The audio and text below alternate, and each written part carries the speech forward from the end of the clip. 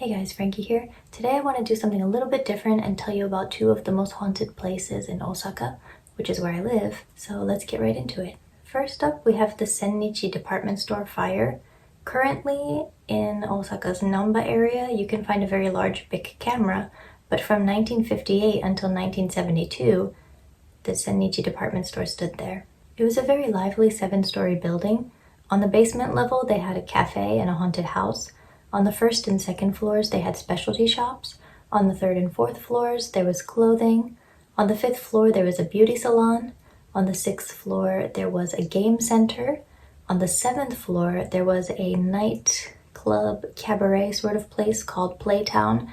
And finally, on the roof, there was a sort of amusement park that had a Ferris wheel. The majority of businesses in the building closed by 9 p.m., except for Playtown, where the nightlife was booming, especially on Saturday nights. On the night of May 13th, 1972, at around 10:27 p.m., a fire sparked on the third floor near the kimono area.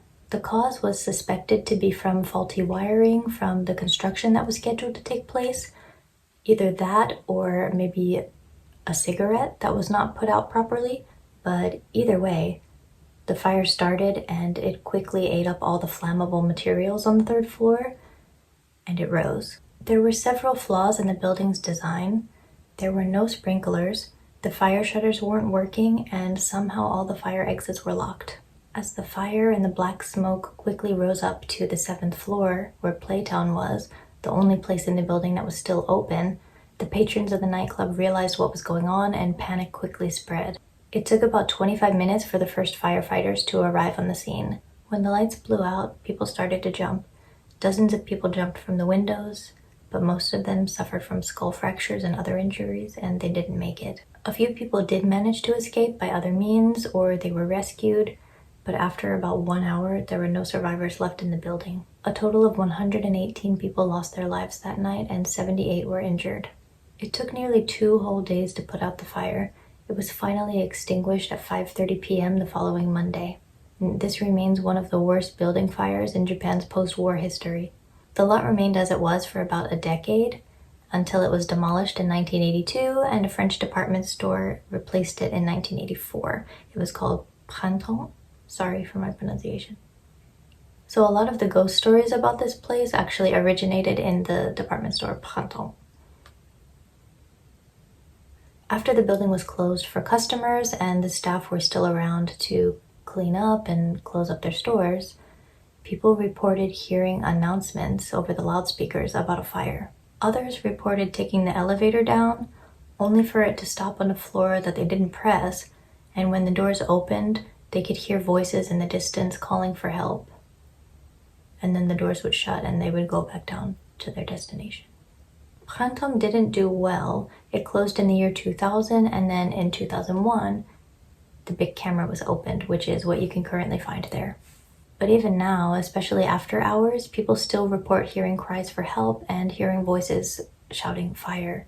In the employee smoking lounge, some have said they felt a physical pressure on their shoulders, and some employees carry juzu, which are prayer beads. There have also been sightings of women in kimono in the restroom in the big camera building who disappear into the walls. There have also been voices and footsteps heard in the stairwell between the 6th and 7th floors. Late into the night, in the alleyways nearby, people have said they've heard thumping sounds on the ground, which I guess would be from people who jumped. And even on the Sennichimae subway line, as the train passes under the building, sometimes people hear cries for help. There's also a cursed photo that was taken after the fire of burnt mannequins, and they say that if you look at this photo, you'll have recurring nightmares about it. I'll link it below if you want to check it out.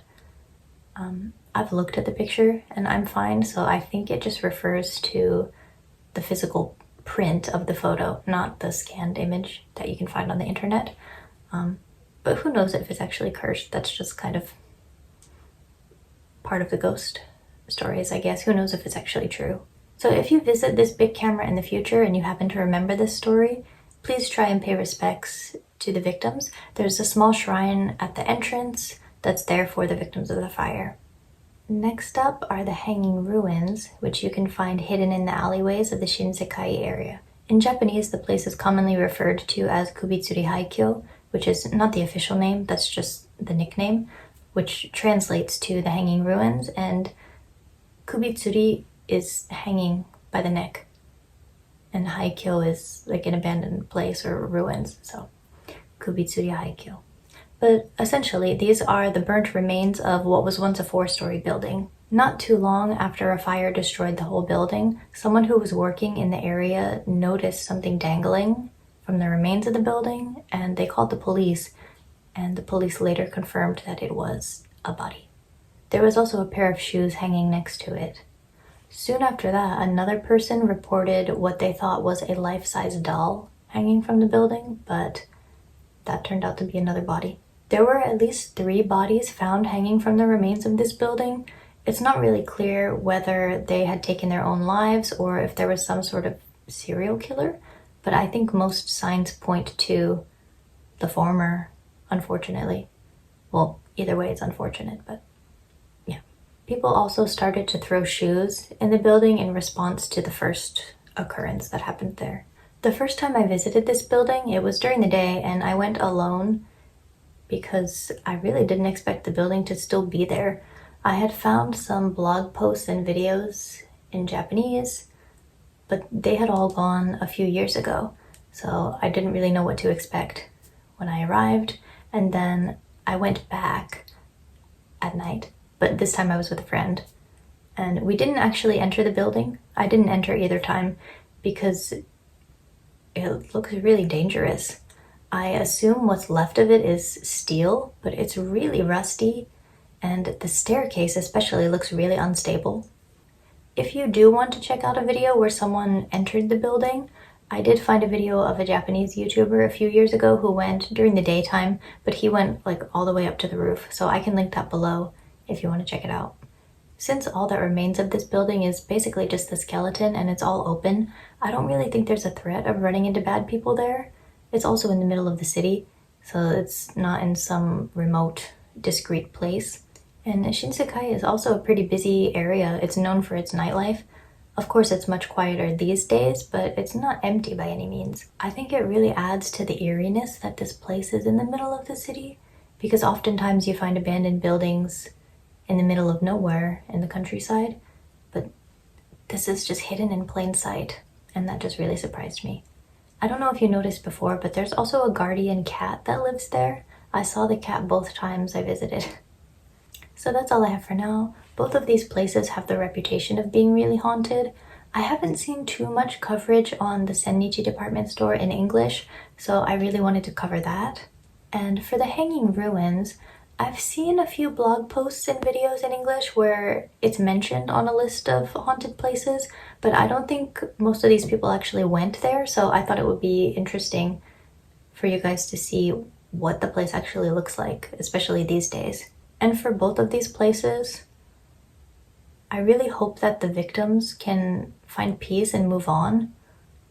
A lot of times with these ghost stories, it's really tragic and sad, so yeah, I hope that they can move on to the next world or wherever they're going and that they can find peace. I would like to make this a regular series on my channel. You may know this already by now, but I do talk a lot about these kind of things on TikTok, but of course on YouTube there's more time, so I can really take a deeper dive into these places and the history and how they got the reputation of being haunted. I was inspired to bring this series to YouTube by my friend Jen, who started her own series on her channel about haunted places in Taiwan, and I had the pleasure of collaborating with her a few weeks ago on one of her videos, so I'll link that below and also her channel. If you don't happen to follow her already, you should check her out. As far as my own series goes, I think I'll add maybe 2 or 3 videos like this a month, in addition to the regular, just relaxed daily life videos that I usually post on Sundays. So yeah, look forward to that, I guess. Okay, thank you so much, and I'll see you next time. Bye!